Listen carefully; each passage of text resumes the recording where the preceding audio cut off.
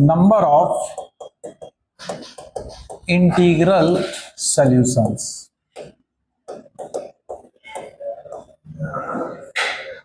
Number of integral solutions है ना।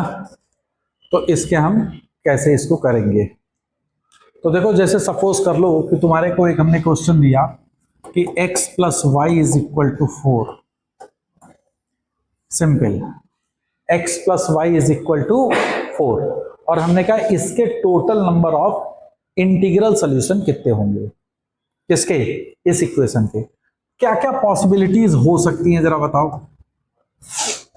देखो x की वैल्यू जब 0 होगी तो y की वैल्यू 4, x की वैल्यू 1 होगी तो y की वैल्यू, x की वैल्यू 2 तो y की वैल्यू, x की वैल्यू 3 तो y की वैल्यू, x की वैल्यू 4 तो y की वैल्यू 0। बोलो। अच्छा अब इसमें जरा ध्यान दो, x plus y is equal to 4, 0 और 4 इसका मतलब क्या है। 0 और 4 इसका क्या मतलब है कि अगर मैं इसको जरा समझने की कोशिश करो, x plus y is equal to 4, मैं कहूं कि मेरे पास ये 4 एप्पल्स हैं या 4 आइडेंटिकल ऑब्जेक्ट हैं जो हमको 2 लोगों में डिस्ट्रीब्यूट करना है। लेट अस अज्यूम कि ये 4 आइडेंटिकल ऑब्जेक्ट हैं, this has to be distributed among 2। तो ये क्या कह रहा है, पहले वाले को हमने कुछ नहीं दिया, दूसरे को 4 दे दिए। ये कह रहा है 1 और 3, तो बेसिकली ये सारे अरेंजमेंट ही तो हैं, है ना। 4 आइडेंटिकल ऑब्जेक्ट को 2 लोगों में डिस्ट्रीब्यूट करने का तरीका है ये, यस और नो। बोलो। तो अगर 4 आइडेंटिकल को यानी n की वैल्यू 4 कितने लोगों में देना है, 2, तो r की value 2, n plus r minus 1 c r minus 1, 4 2 6 में 1 गया 5, 5c, कितने तरीके आए, 5। देखो कितने सोल्यूशन है, 5 तरीके सोल्यूशन है। बोलो भाई, ये 5 सोल्यूशन है। n plus r minus 1 C r minus 1 से तुमने कितने सोल्यूशन निकाल के दिखाए, 5, है ना। तो एक्चुअल में अगर इस तरह की इक्वेशन आ रही है और उसके number of solution, integral solution वो तुमसे पूछ रहा है, तो तुम बता सकते हो। और इंटीग्रल के साथ ही साथ पॉजिटिव इंटीग्रल सोल्यूशन है ना, नॉन निगेटिव बेसिकली कह सकते हो, क्योंकि पॉजिटिव में तो फिर 0 नहीं काउंट होगा। तो this is non negative integral solution. तो नॉन निगेटिव इंटीग्रल सोल्यूशन क्या है, n plus r minus 1 C r minus 1। Is that clear. तो जैसे सपोज कर लो कि मैं कहूं कि x plus y plus z is equal to 10 है, ये तुम्हारे मेंस में भी आ चुका है। x plus y plus z is equal to 10 और इस इक्वेशन के नॉन निगेटिव इंटीग्रल सोल्यूशन बताओ। ध्यान रखिएगा वर्ड क्या, नॉन निगेटिव इंटीग्रल सोल्यूशन। जैसे ही तुम नॉन निगेटिव इंटीग्रल सोल्यूशन करोगे तो इस पे कंडीशन हो जाएगी x,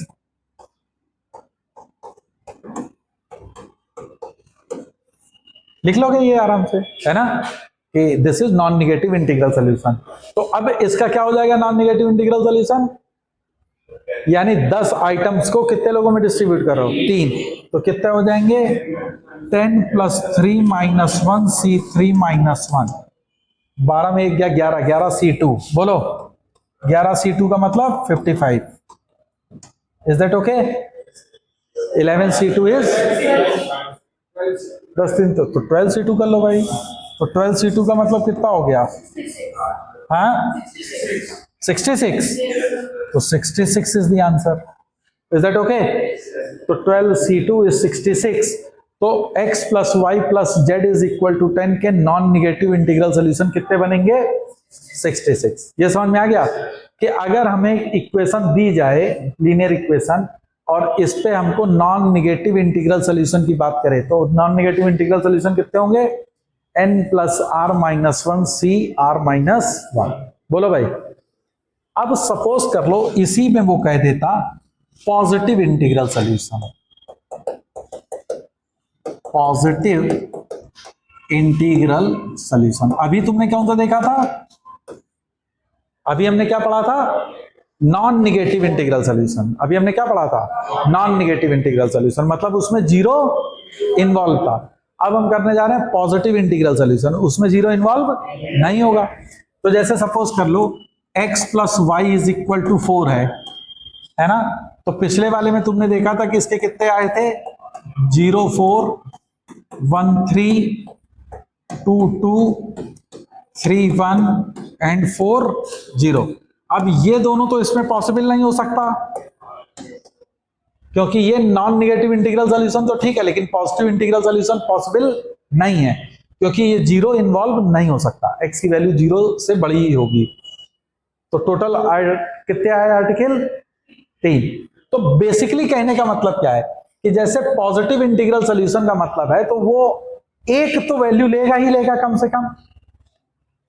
तो जैसे तुम 5 आइटम को डिस्ट्रीब्यूट कर रहे थे और सबको एक एक तो मिलना ही था, एटलीस्ट 1, तो तुम क्या कर रहे थे, सबसे पहले उठा के तीनों को एक एक दे दिया था। तो वैसे ही तुम इसमें क्या करोगे, एक्स और वाई दोनों को एक एक दे दोगे। तो उसके लिए तुम देखो, इस x plus y is equal to 4, यहां कंडीशन क्या लगाओगे? The condition is very important thing. Condition क्या है? बोलो भाई, इसका यही सोल्यूशन तो निकालना है। तो इसको तुम कैसे लिख सकते हो?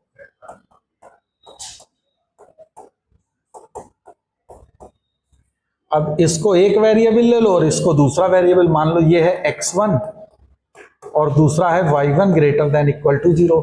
तो x1 तुमने क्या लिया है? x minus 1। तो x की जगह पे क्या लिख सकते हो? मेरी बात समझ में आ रही है कि नहीं?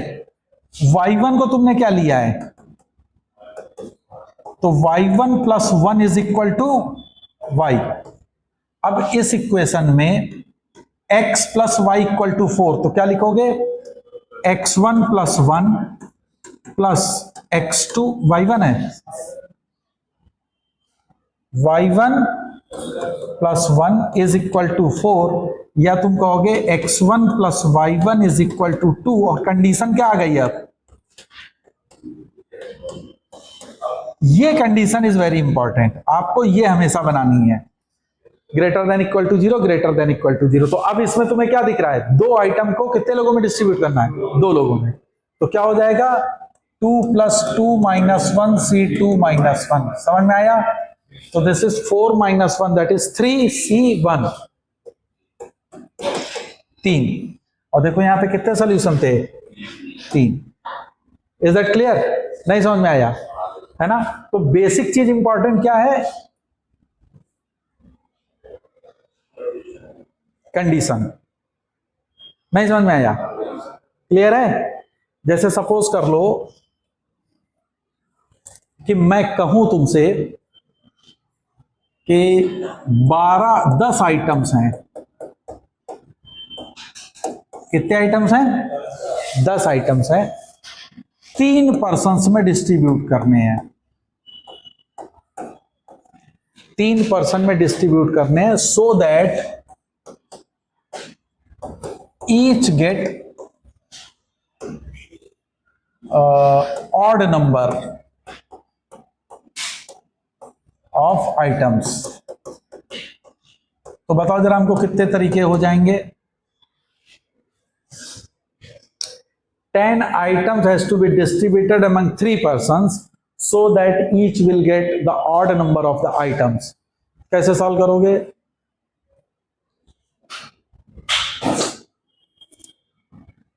कितने तरीके होंगे? जल्दी से बताओ।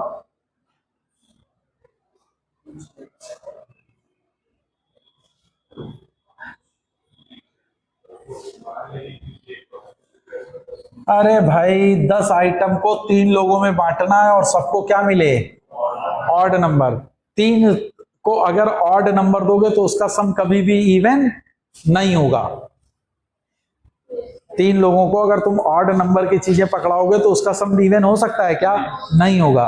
तो इसका 0 आइटम्स हैं, 0 तरीका हो ही नहीं सकता। बोलो भाई, एक को तुमने 1 दे दिया, एक को तुमने 3 दे दिया, एक को 5 दे दिया, तो 5 3 8 और 1 9 ही हो सकता है। बोलो, 3 ऑड नंबर का सम कभी इवन आएगा क्या? तो ये तो 10 है, 10 को 3 लोगों में बांटना और सबको ऑड मिले, तो ये तो पॉसिबल ही नहीं हो सकता है ना? इसीलिए मैंने कहा तुरंत बताओ कि आप ये इतना भी तो ध्यान धरो कि भाई 3 लोगों में ऑड नंबर देना है और 10 आइटम्स है, तो यू कांट से, है ना? लेकिन अगर सपोज कर लो अब इसी क्वेश्चन को वो कह देता कि 11 आइटम्स हैं,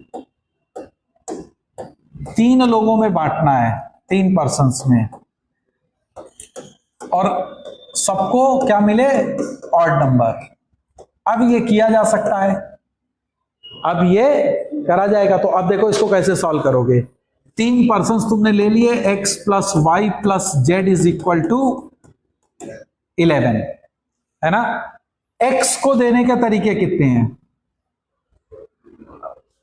ऑड नंबर तुम दोगे तो यानी कि 2x1 प्लस 1, ऑड नंबर तो ऐसे ही जाएगा ना कि 2x1 प्लस 1, y को क्या दोगे,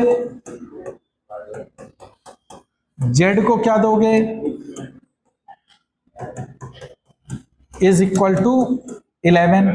तो यानी हो गया 2x1 plus 2y1 plus 2z1 is equal to 8, यानी x1 plus y1 plus z1 is equal to 4। अब यहां कंडीशन x1 y1 z1 पे क्या है, नॉन निगेटिव होगा। क्यों, देखो x1 की वैल्यू 0 अगर जब तुम लोगे तो पहले वाले को क्या मिलेगा, 1, तो वो तो उसको कंडीशन सेटिस्फाई कर रहे हैं ना, ऑड नंबर मिल जाएगा।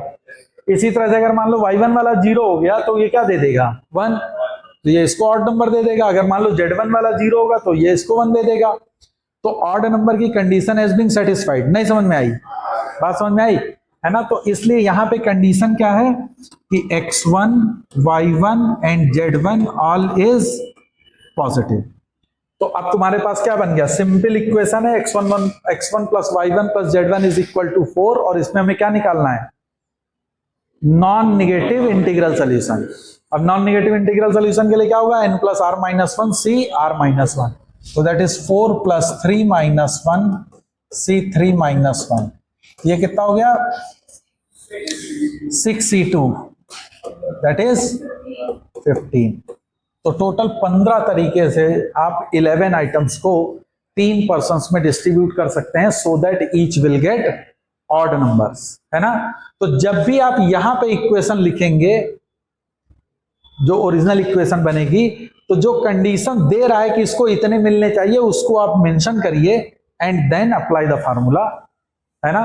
समझ में आ रही मेरी बात, है ना। अब जैसे मान लो यही x plus y plus z में 11 में वो कह देता कि y को 3 से ज्यादा ही मिले, कम से कम 3 मिले, और z को 2 से हमेशा ज्यादा मिले। लेट अस अज्यूम वो क्वेश्चन ऐसे दे देता कि x plus y plus z, मान लो कि ये 10 हैं, और वो कहता कि y should get more than 2 and z should get more than 3। तो कितने तरीके से आप डिस्ट्रीब्यूट कर सकते हैं। तो सबसे पहले क्या होगा, y minus 2 should be greater than equal to 0, z minus 3 greater than equal to 0। इसको एक नया y1 मान लोगे, इसको z1। x पे चूंकि कोई कंडीशन नहीं है तो x मेरा ग्रेटर देन और इक्वल टू 0 ऑलरेडी चलेगा। नहीं समझ में आया। तो अब देखो यहां पे क्या बनेगा, x1 यानी x प्लस y, y की जगह पे क्या लिख सकते हो, y1 प्लस 2, बोलो। तो this is y1 plus 2 plus z की जगह पे z1 plus 3 is equal to 10। तो ये बन जाएगा x plus y1 plus z1 is equal to 5। और यहां पे तुम्हारे पास कंडीशन है कि x, y1 और z1 all is greater than equal to 0।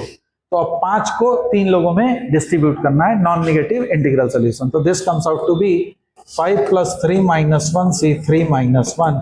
अब जो भी आंसर आएगा that you can write it. नहीं समझ में आया, मेरी बात समझ में आ गई, बोलो क्लियर है। फिर इसमें एक नेक्स्ट तरीका, नेक्स्ट केस लिखो। नेक्स्ट केस में तुमको क्या आएगा कि जैसे सपोज कर लो उसने कहा कि x plus y plus z should be less than और इक्वल टू 15, है ना। इसका कहता है वो नॉन नेगेटिव इंटीग्रल सॉल्यूशन आपको देना है, x plus y plus z is equal to 15। क्या मतलब है इसका, इसका मतलब एक तरह से अगर तुम देखो फिजिकल सिग्निफिकेंस, अगर इस इक्वेशन का समझो तो ये इक्वेशन का फिजिकल सिग्निफिकेंस कह रहा है कि 3 पर्सन्स में 15 आइडेंटिकल ऑब्जेक्ट को डिस्ट्रीब्यूट करना है ना, बोलो।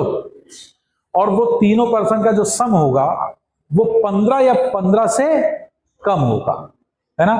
मतलब है कि या तो हम 15 का 15 आइडेंटिकल ऑब्जेक्ट डिस्ट्रीब्यूट कर दें, या मैं 14 डिस्ट्रीब्यूट करूं, या मैं 12 डिस्ट्रीब्यूट कर दूं, मैं एक भी डिस्ट्रीब्यूट ना करूं। यस और नो, ये पॉसिबिलिटी यहां बन रही है कि नहीं।